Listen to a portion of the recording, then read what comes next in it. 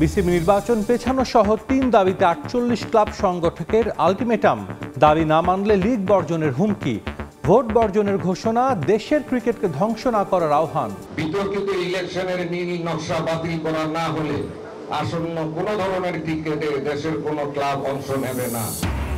শারজায় কাল সিরিজের শেষ টি-20তে আফগানিস্তানের মুখোমুখি হবে বাংলাদেশ। প্রথমবারের মতো আফগানদের হোয়াইট ওয়াশ করার সুযোগ টাইগারদের।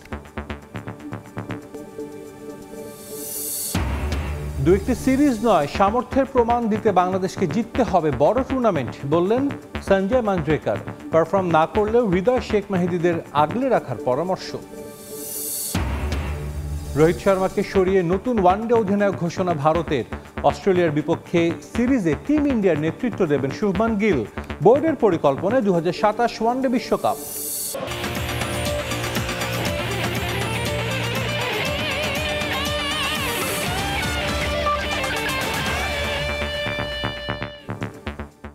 শুরুতেই ক্রিকেট। বিসিবি নির্বাচন পেছানো, অ্যাডহক কমিটি গঠন সহ ৩ দাবি না মানলে এবার সব ধরনের লিগ বর্জনের ডাক দিয়েছেন মনোনয়ন প্রত্যাহার করা ক্রীড়া সংগঠকরা।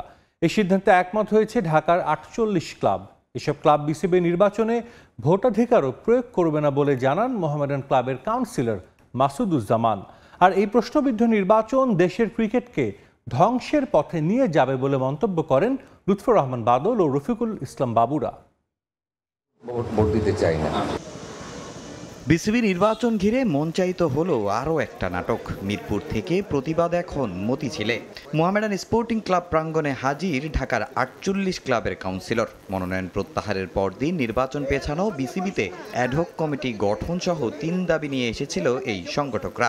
দাবি না মানলে কঠিন পদক্ষেপ নেয়ার হুঁশিয়ারি দিয়েছেন তারা। জানিয়েছেন জটিলতা সৃষ্টি হওয়া ১৫ ক্লাবের বিষয়ে তাদের অবস্থানের কথা। ৫ই অক্টোবরের মধ্যে উত্থাপিত দাবি পূরণ না হলে সকল ক্লাব ও সংগঠকদের পক্ষে বৃহত্তর অসহযোগ আন্দোলনের কর্মসূচি ঘোষণা করছি।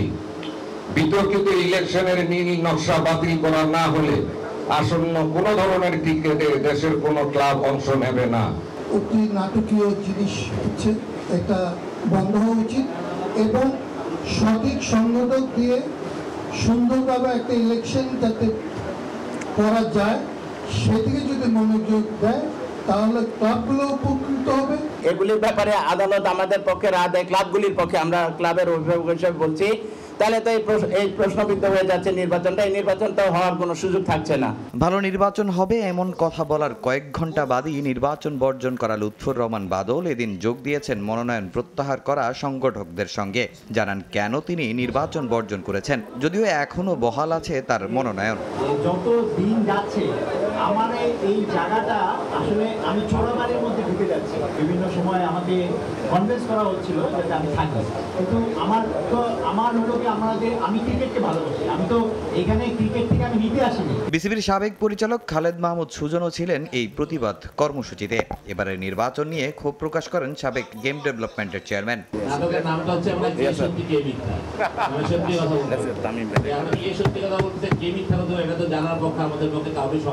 ক্লাব কিন্তু খেলে না, খেলে প্লেয়াররা। আপনি যে এতগুলা প্লেয়ারের রিজিকের ব্যাপার থাকবে, কারণ আজকে যারা এখানে সংগঠক আছে, যারা ক্লাবগুলোকে চালায়, তারা যদি আজকে ক্রিকেট বোর্ডের কাউন্সিলরশিপ না থাকে, ভোটার রাইটস না করতে পারে, তাহলে তারা কেন ক্লাবকে টাকা দিবে? বিসিবি নির্বাচন এখন চূড়ান্ত পর্যায়ে চলে গেছে। রোববার হতে পারে ঘটনাবহুল একদিন। তবে এসব কর্মকাণ্ডে বিশ্বমঞ্চে ভাবমূর্তি নষ্ট হচ্ছে দেশের ক্রিকেটের। তাই সবার চাওয়া দ্রুত নিরসন হোক এই বিতর্ক। আমরা চাই না যে আমাদের দেশের ক্রিকেটটা অন্য জায়গায় যাক। তামিম হোসেন, সময় সংবাদ, ঢাকা। নানা নাটকীয়তার মধ্য দিয়ে শেষ হলো বিসিবির বর্তমান কমিটির 4 বছর। এক মেয়াদে 3 সভাপতি রেখেছে বিসিবি, যেখানে মাঠের বাইরে সবচেয়ে বেশি আলোচনায় ছিলেন 3 সভাপতি। নতুন বোর্ড গঠনে নির্বাচন নিয়েও চলমান নাটকীয়তা। শেষ বেলায় হস্তক্ষেপের অভিযোগ তুলে নির্বাচন থেকে সরে দাঁড়াচ্ছেন প্রার্থীরা। কেমন ছিল গেল বোর্ডের 4 বছর এবং নতুন নির্বাচন প্রক্রিয়া নিয়ে থাকছে এবারের প্রতিবেদন। টার্গেট করেছি নেক্সট বিশ্বকাপ, T20 world cup. Next T20 world কাপের জন্য আমরা টিম রেডি করছি। বোর্ড ডিরেক্টর আমি জানি না এই মধুটা কি ক্রিকেট বোর্ডে। আমি একটা কুইক টি20 ইনিংস খেলতে এসেছি এখানে। সো একটা ভালো টি20 ইনিংস খেলবো, যে ইনিংসটা আপনারা সকলে মনে রাখবেন। মাঠের ক্রিকেটে অবদান যেমনই হোক না কেন গণমাধ্যমে বরাবরই সরব ছিলেন এক মেয়াদে বিসিবির ৩ সভাপতি। বরাবরই সোশ্যাল মিডিয়ার ট্রেন্ডিংয়ে পাওয়া যেত তাদের দেয়া আলোচিত বক্তব্য। ৪ অক্টোবর ২০২১ থেকে ৪ অক্টোবর ২০২৫ এই সময়ে মাঠের ক্রিকেট ছিল অনেকটাই ছন্নছাড়া। সাকিব তামিম ইস্যুতে আলোচিত ছিল ক্রিকেট পাড়া। সিনিয়রদের বিদায় প্রভাব ফেলে মাঠের ক্রিকেটে পছন্দের ওয়ানডে ফরম্যাটে আইসিসি র্যাঙ্কিংয়ে 10-এ নেমে যায় বাংলাদেশ।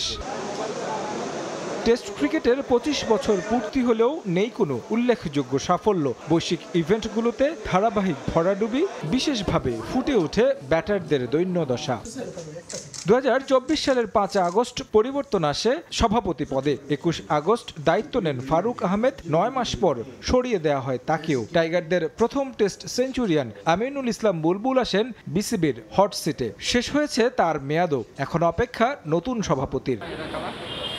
বোর্ড নির্বাচন নিয়েও চলছে নানা নাটকীয়তা। অনেক প্রার্থী প্রত্যাহার করেছেন মনোনয়নপত্র। অভিযোগ আসছে হস্তক্ষেপের। প্রার্থিতা প্রত্যাহারের সময় পেরিয়ে গেলেও হস্তক্ষেপের অভিযোগ তোলে। এদিন নির্বাচন থেকে সরে দাঁড়িয়েছেন রাজশাহী বিভাগের প্রার্থী। যে মোখলেসুর রহমান আপনার এই ধরনের কাজ করতে পারে, তার তো নির্বাচন করার অধিকার নাই।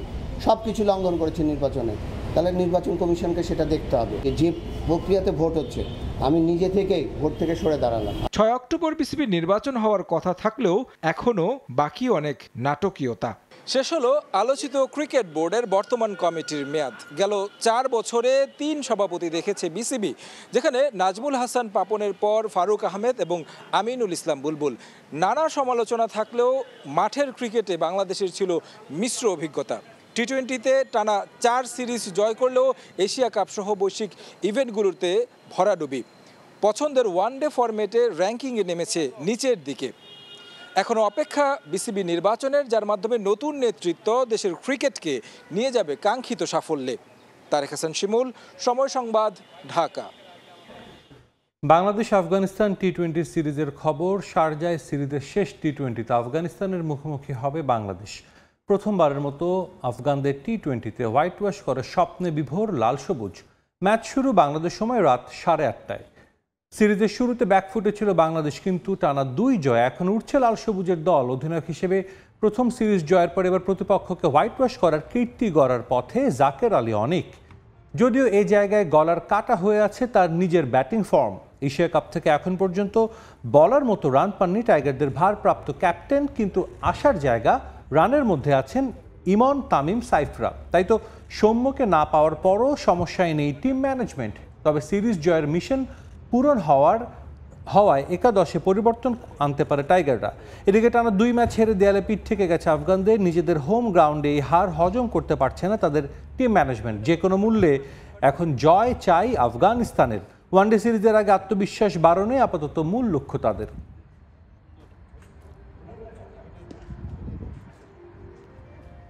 দু একটা ম্যাচ অথবা সিরিজ জিতে লাভ নেই, বরং সামর্থ্যের প্রমাণ দিতে বাংলাদেশকে জিততে হবে বড় কোনো শিরোপা।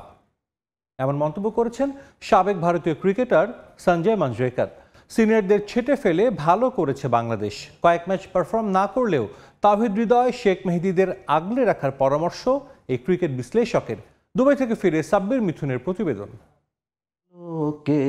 ঝর্ণা ধারায় দইয়ে দাও সঞ্জয় মাঞ্জরেকরের মাঝে দেখা হতো সুনীল গাভাস্কারের প্রতিভা, তবে প্রত্যাশা পূরণ হয়নি। ক্রিকেট ছাড়লেও ক্রিকেটের সাথেই আছেন। অবশ্য সাবেক ভারতীয় ক্রিকেটারের প্রথম ভালোবাসার নাম ক্রিকেট নয়, ক্রিকেট ইজ মাই সেকেন্ড লাভ। পছন্দ কিশোর কুমার। বাংলা না বুঝলেও বাংলা গানটা বেশ পছন্দ। গানের মতো বাংলাদেশ ক্রিকেটেরও খোঁজ রাখেন নিয়মিত। তার মতে পঞ্চপাণ্ডব খ্যাত সাকিব মাশরাফিদের পেছনে ফেলে ভালো করেছে team tiger. International debutante 15 years back. 10-15 বছর আগে অভিষেক হওয়া সিনিয়রদের মাঝে টি-20 মনোভাব তেমন থাকে না। ব্যাটারদের জন্য আগে আউট না হওয়াটাই ছিল গুরুত্বপূর্ণ। তবে নতুন জেনারেশন টি-20-র জন্য আরও মানানসই। যেমন অভিষেক শর্মা, ও কিন্তু সেঞ্চুরি করতে খেলে না, বরং প্রতিটা বলে সর্বোচ্চ ফল আনতে চায়। এটাই পার্থক্য। কোনো দল যখন সিনিয়রদের ছেড়ে নতুনদের যোগ দেয়, তখন ওই দলের ভালো করার সম্ভাবনা বেড়ে যায়। দেয়। যদি আপনি ট্রিকি উইকেটে 140 থেকে 50 রান তাড়া করেন তখন হয়তো অভিজ্ঞতা দরকার হবে, তবে বর্তমানে এই ধরনের পরিস্থিতি আপনি খুব কমই পাবেন। বরং তরুণদের আরও বেশি সুযোগ দেওয়ার পক্ষে এই সাবেক ক্রিকেটার। হৃদয় মেহেদীদের নিয়ে আশাবাদী তিনি। বিসিবিকেও পরামর্শ দিয়েছেন আগলে রাখার। বাংলাদেশে 3-4 জন তরুণ ক্রিকেটার আছে যাদের 3-4 ম্যাচ হয়তো বাজে যেতে পারে, তবে তাদেরকে ধরে রাখুন। দিন শেষে এরাই তারকা হবে। যখন তারা আত্মবিশ্বাস পাবে তখন আরও ধারাবাহিক হবে। আমার মতে তাওহিদ হৃদয় কিংবা শেখ মেহেদীদের এই ধরনের যোগ্যতা রয়েছে। দ্বিপাক্ষিক সিরিজে পারলেও বৈশ্বিক মঞ্চে ব্যর্থ বাংলাদেশ। এশিয়া কাপের আগেও সাবেক ক্রিকেটাররা প্রশ্ন তুলেছে সামর্থ্য নিয়ে। সঞ্জয়ের মতে সমালোচনা যৌক্তিক, লাভ নেই দ্বিপাক্ষিক সিরিজের অর্জনে। যারা বাংলাদেশের সমালোচনা করে তাদের আপনি দোষারোপ করতে পারবেন না, কারণ বাংলাদেশ লম্বা সময় ধরে আন্তর্জাতিক ক্রিকেট খেলছে এবং তাদের লক্ষ্য হওয়া উচিত শিরোপা জেতা, ম্যাচ কিংবা সিরিজ নয়। তাদের আসলে বিশ্বাস করতে হবে তারা যে কোনো দলের মতোই ভালো। আফগানিস্তানের বিপক্ষে সিরিজ জিতলেও নেই স্বস্তি। সহজ টার্গেটেও খেই হারায় বাংলাদেশ। বাউন্ডারি ছাড়া রান তুলতে ব্যর্থ। এশিয়া কাপেও ছিল একই অবস্থা। পাকিস্তান ম্যাচে ডট বলের সংখ্যাটা 60-এর বেশি। এখানেই পরিবর্তন আনতে বললেন মাজরেকার। বাংলাদেশের মতো দলের শারীরিকভাবে প্রচন্ড ফিট আর অ্যাথলেটিক হতে হবে, কারণ এটাই শুধু নিয়ন্ত্রণে থাকে। রানিং বিটুইন উইকেটে আরো অ্যাক্টিভ হতে হবে। এখন তো ফিটনেস অনেক গুরুত্বপূর্ণ। বিরাট কোহলি বড় উদাহরণ। সাব্বির মিথুন, সময় সংবাদ, সংযুক্ত আরব আমিরাত। আয়ারল্যান্ডের বাংলাদেশ সফর সূচি প্রকাশ করেছে বিসিবি। আজ এক সংবাদ বিজ্ঞপ্তিতে জানিয়েছে ক্রিকেট বোর্ড। সূচি অনুযায়ী সিরিজে 2 টেস্ট এবং 3টি টি20 খেলবে বাংলাদেশ এবং আয়ারল্যান্ড। প্রথম টেস্ট শুরু হবে 11 নভেম্বর। ভেন্যু নির্ধারণ করা হয়েছে সিলেট আন্তর্জাতিক ক্রিকেট স্টেডিয়াম।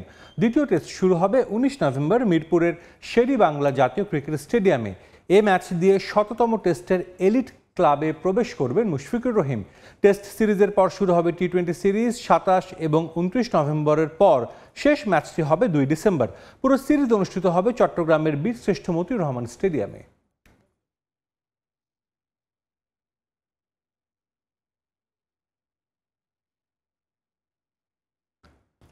রোহিত শর্মাকে সরিয়ে নতুন ওয়ানডে অধিনায়ক ঘোষণা করল ভারত। অস্ট্রেলিয়ার বিপক্ষে ওয়ানডে সিরিজে টিম ইন্ডিয়ার অধিনায়কত্ব সামলাবেন শুভমান গিল।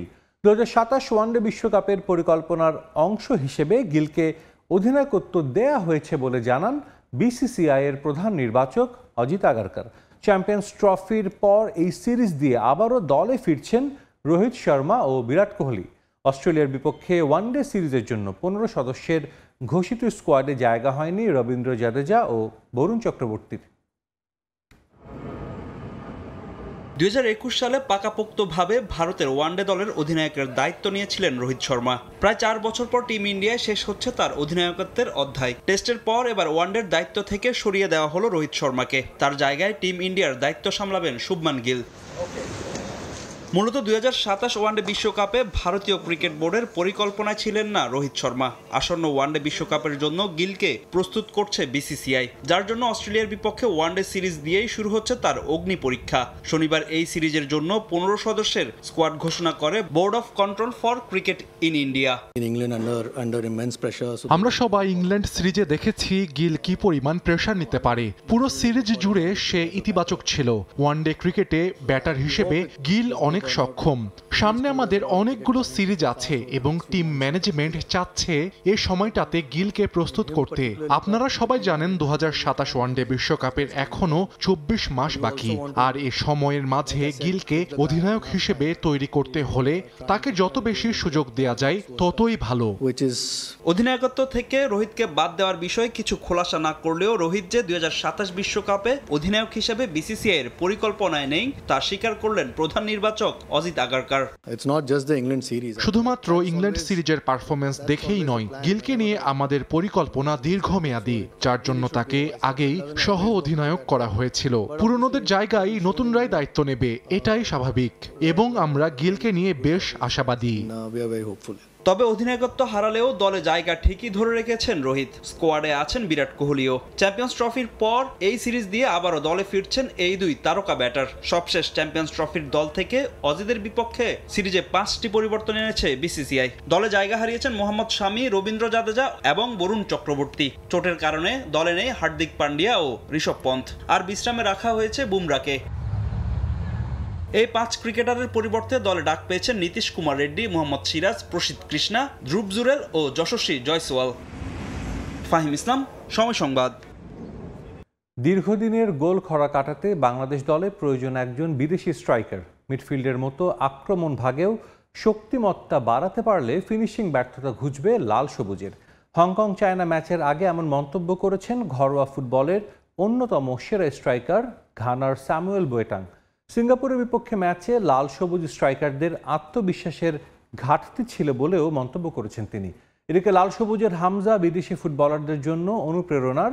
মাঠে বসে হামজাদের ম্যাচ দেখতে মুখিয়ে মোহামেডানের এই ফুটবলার। স্বপ্ন দেখেন লাল সবুজের জার্সি গায়ে জড়ানোরও। দরজায় কড়া নাড়ছে বাংলাদেশ বনাম হংকং চায়না ম্যাচ, যে ম্যাচ ঘিরে উন্মাদনা বিরাজ করছে চারিদিকে। ইতোমধ্যে অনুশীলন ক্যাম্প শুরু করেছে বাংলাদেশ দল। হামজা সৌমিত্রাও খেলবেন গুরুত্বপূর্ণ এই ম্যাচে। তবে প্রশ্ন একটাই, কিভাবে ঘুঁচবে লাল সবুজের গোল খরা? বাংলাদেশ দলের সবচেয়ে বড় দুর্দশার নাম স্ট্রাইকার ঘাটতি, যা নিয়ে লম্বা সময় ধরে ভুগছে লাল সবুজ। তবে সেই আক্রমণ ভাগের দুর্দশা কাটিয়ে উঠতে কোনো মাথা ব্যথাই নেই স্প্যানিশ কোচ হাভিয়ের কাব্রেরার। বসুন্ধরা কিংসের রাকিব হোসেন এই ভরসা তার। বাংলাদেশ দলে দরকার একজন পারফেক্ট নাম্বার 9, যেখানে বিদেশিদেরই এগিয়ে রাখলেন গেল মৌসুমে বিপিএল এর সর্বোচ্চ গোলদাতা মোহামেডানের স্ট্রাইকার স্যামুয়েল বুয়েটাং।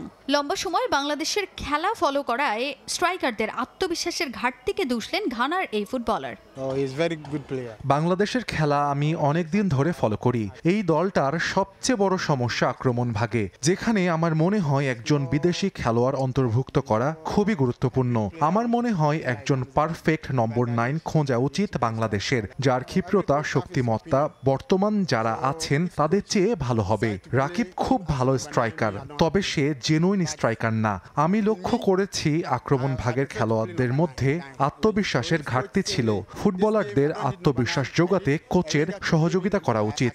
আমার মনে হয় হংকং চায়নার বিপক্ষে বাংলাদেশ জিতবে। এদিকে বাংলাদেশের হামজা অনুপ্রেরণার নাম বিদেশি ফুটবলারদের কাছেও। তাকে অনুসরণ করেই লাল সবুজের জার্সি গায়ে জড়ানোর স্বপ্ন দেখছেন বুয়েটাং। হামজাদের ম্যাচ দেখতে মুখিয়ে মোহামেডানের এই স্ট্রাইকার। সোনার হরিণ টিকিট না পেলেও ম্যাচের আগে হাতে পাওয়ার প্রত্যাশা ঘরোয়া ফুটবলের অন্যতম সেরা এই স্ট্রাইকারের। হামজা চৌধুরীকে আমি চিনি, সে তো একজন সুপারস্টার, দুর্দান্ত একজন ফুটবলার। আমিও হামজার খেলা দেখার অপেক্ষায় আছি। বাংলাদেশ সিঙ্গাপুর ম্যাচ মাঠে বসে দেখেছি, হংকং চায়নার ম্যাচও মাঠে বসে দেখব। এখনো টিকিট পাইনি, তবে ম্যাচের আগে ক্লাব আমাদের টিকিট দেবে। যে কোনো জাতীয় দলে খেলার স্বপ্ন সবাই দেখে, আমিও বাংলাদেশের জার্সি গায়ে তুলতে চাই সেই সুযোগ থাকলে। Good number 9 is best. আগামী 9 অক্টোবর ঘরের মাঠে হংকং চায়নার মুখোমুখি হবে বাংলাদেশ। তাজিন খন্দকার, সময় সংবাদ, ঢাকা। জাতীয় দল ও অনূর্ধ্ব-20 নারী দলের পর এবার অনূর্ধ্ব-17 এশিয়ান কাপ বাছাই মিশন বাংলাদেশ দলের সামনে। জর্ডানের বাছাই পর্বের 3টি ম্যাচ খেলবে লাল সবুজের দল। অনূর্ধ্ব-17 এশিয়ান কাপ বাছাই পর্বে মাঠে নামার আগে এবার 2টি প্রস্তুতি ম্যাচ খেলবে সাইফুল বারী টিটু শিষ্যরা। দুবাইয়ে 2 ম্যাচ খেলে এরপর জর্ডানে পাড়ি জমাবে লাল সবুজ। বড় মিশনের আগে খুব বেশি সময়ে অনুশীলনের সুযোগ পায়নি অর্পিতারা। তাই জর্ডানে যাওয়ার আগে প্রস্তুতির ঘাটতির কথা অকপটে স্বীকার করলেন কোচ ও অধিনায়ক। অনূর্ধ্ব-20 এশিয়ান কাপের দলের মাত্র 2 পরিবর্তন নিয়ে এই টুর্নামেন্ট খেলতে যাচ্ছে বাংলাদেশ। প্রস্তুতি প্রত্যাশা অনুযায়ী না হলেও প্র্যাকটিস ম্যাচ 2টি মূল টুর্নামেন্টের জন্য ইতিবাচক ভূমিকা পালন করবে বলে মত কোচের। এদিকে নারী দলের সঙ্গে সহকারী কোচ হিসেবে এবার দায়িত্ব পালন করবেন জয়া চাকমা।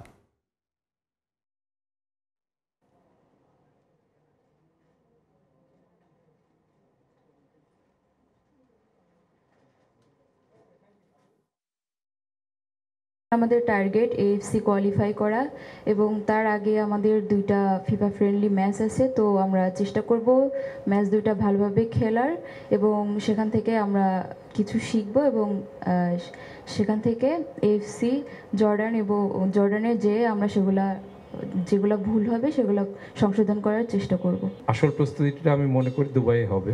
2 জন প্লেয়ার চেঞ্জ হয়েছে, এখানে এই 2 জন চেঞ্জ হওয়ার পিছনে যারা আসছে, পূজা চাকমা গত বছর নেপালে ছিল, কাঠমান্ডুতে, যেটা আন্ডার 16 ছিল, ওকে আমি চিনি বিকেএসপি। দীপাজি মেটাও বেশ ভালো আমার কাছে মনে হচ্ছে।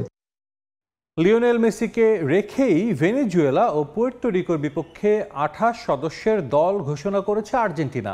জাতীয় দলে প্রথমবারের মতো ডাক পেয়েছেন আর্জেন্টিনার 3 ফুটবলার। এছাড়া 2 ম্যাচের নিষেধাজ্ঞা কাটিয়ে ফিরেছেন এনজো ফার্নান্দেজ। লম্বা সময় পর জাতীয় দলে সুযোগ পেয়েছেন মার্কোস সেনেসি। যুক্তরাষ্ট্রে 11 ও 14 অক্টোবর ফিফা উইন্ডোর ম্যাচে খেলতে মাঠে নামবে লিওনেল মেসির দল। লাতিন আমেরিকা অঞ্চলে টেবিলের সবার উপরে থেকেই বিশ্বকাপ বাছাই পর্বের লড়াই শেষ করেছে আর্জেন্টিনা। যদিও শেষ ম্যাচে ইকুয়েডরের বিপক্ষে হেরে বাছাই পর্ব শেষ করে বিশ্ব চ্যাম্পিয়নরা। মূল পর্ব নিশ্চিত করার পর বিশ্বকাপ প্রস্তুতি শুরু করতে যাচ্ছে দলগুলো।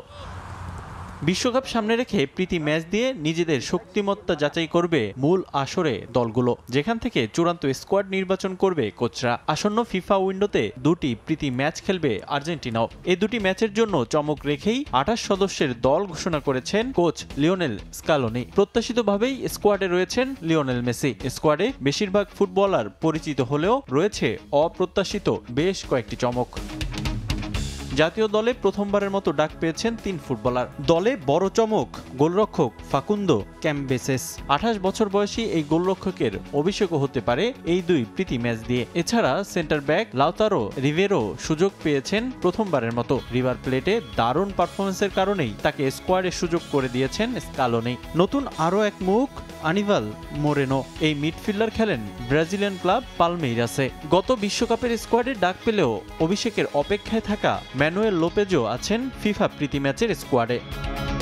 এদিকে 2 ম্যাচের নিষেধাজ্ঞা কাটিয়ে ফিরেছেন এনজো ফার্নান্দেজ। লম্বা সময় পর জাতীয় দলে সুযোগ পেয়েছেন মার্কোস সেনেসি। সবশেষ 2022 সালে জাতীয় দলের জার্সি গায়ে জড়িয়েছিলেন তিনি। আগামী 11 অক্টোবর ফ্লোরিডার মায়ামি গার্ডেনে ভেনেজুয়েলা এবং 14 অক্টোবর শিকাগোতে পুয়ের্তো রিকোর বিপক্ষে মাঠে নামবে বিশ্ব চ্যাম্পিয়নরা। তবে ভেনেজুয়েলার বিপক্ষে মেসি ও রদ্রিগো ডি পলের খেলা নিয়ে রয়েছে শঙ্কা, কারণ একদিন পরই এমএলএসে ঘরের মাঠে আটালান্টা ইউনাইটেডের বিপক্ষে মাঠে নামবে ইন্টার মায়ামি।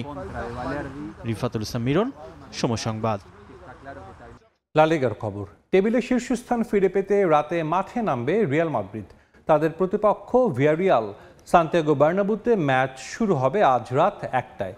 লিগে রীতিমতো উঠছিল রিয়াল মাদ্রিদ। টানা 6 ম্যাচে জয় তুলে নেয়ার পর তাদের মাটিতে নামায় নগর প্রতিদ্বন্দ্বী অ্যাটলেটিকো মাদ্রিদ। 5-2 ব্যবধানে হারে বিধ্বস্ত হয় লস ব্লাঙ্কোস। সেই সুযোগ কাজে লাগিয়ে টেবিলের শীর্ষস্থান দখল করে ফুটবল ক্লাব বার্সেলোনা। 1 ম্যাচ পর আবারও পয়েন্ট টেবিলের শীর্ষে ফেরার সুযোগ শাবি আলোনসো শিষ্যদের। এ ম্যাচেও ইনজুরির লম্বা তালিকা রিয়াল শিবিরে Alexander Arnold, Dani Carvajal, Forlan Mendy, Rudiger কারো সার্ভিসই পাবেন না শাবি আলোনসো। তবে বাকিদের নিয়েই জয় ফিরতে মরিয়া রিয়াল মাদ্রিদ। ঘরের মাঠে ম্যাচ হলেও ভিয়ারিয়ালকে নিয়ে বেশ সাবধানী তারা। 16 পয়েন্ট নিয়ে অবস্থান করছে রিয়ালের পরই। সমান ম্যাচে লস ব্লাঙ্কোদের পয়েন্ট 18 আর বার্সার দখলে 19 পয়েন্ট।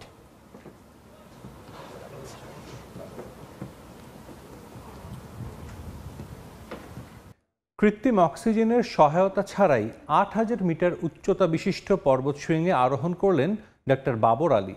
গত 26 সেপ্টেম্বর পৃথিবীর 8ম সর্বোচ্চ পর্বতশৃঙ্গ মাউন্ট মানাসলুর চূড়ায় উঠে এই কৃতিত্ব অর্জন করেন তিনি। দেশে ফিরে এক সংবাদ সম্মেলনে নিজের অভিজ্ঞতার কথা তুলে ধরেন এই পর্বতারোহী। তার সঙ্গে একই পর্বত আরোহণ করে সফল হয়েছেন আরেক বাংলাদেশি তানভীর আহমেদ। বিস্তারিত জানাচ্ছেন পার্থ প্রতিম বিশ্বাস।